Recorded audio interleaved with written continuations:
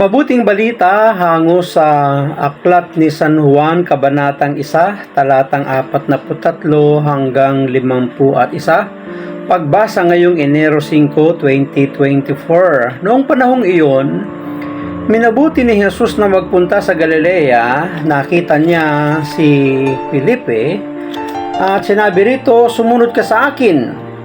Si Felipe taga Betsaida, tulad ni na Andres at Pedro. Hinanap ni Felipe si Natanael at sinabi rito, "Natagpuan namin si Jesus sa taga Nazaret, ang anak ni Jose."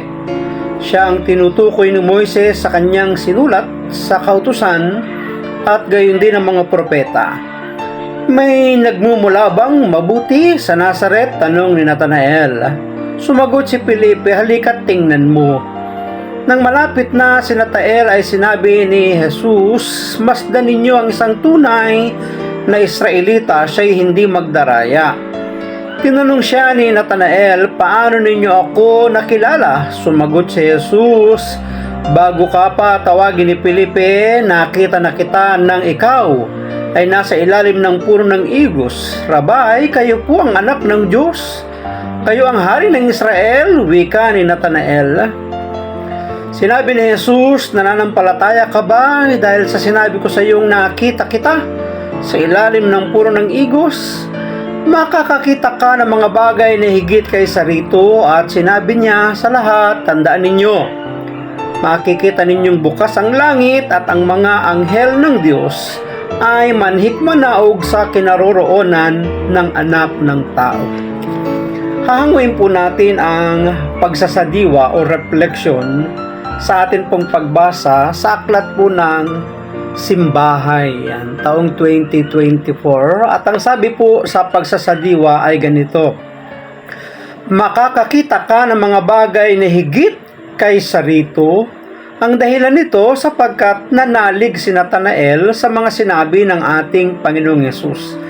Ano nga ba ang dahilan kung bakit tayo nananampalataya sa Panginoon? Maaaring ito'y itanong natin sa ating mga sarili.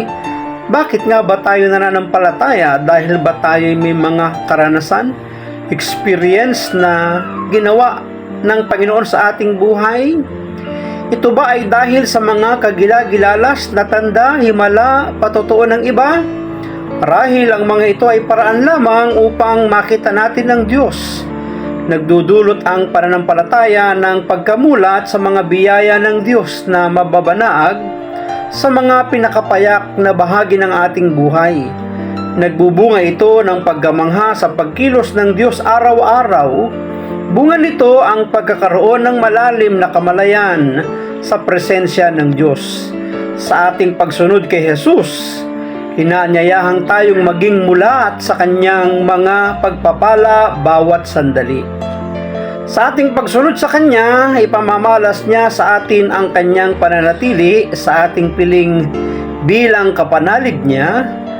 Maipahahayag natin ang Kanyang mga biyaya at pagpapala, hindi lang sa salita kundi sa pamamagitan ng ating buhay na sa Kanya na umiiral. Makakakita ka ng mga bagay na ito higit kaysa rito kapag tayo ay sumampalataya sa ating Panginoong Hesus sa lahat ng kanyang magagawa at kayang gawin sa ating buhay. Maraming salamat at pagpalain po tayong lahat ng ating Panginoon. Bye-bye!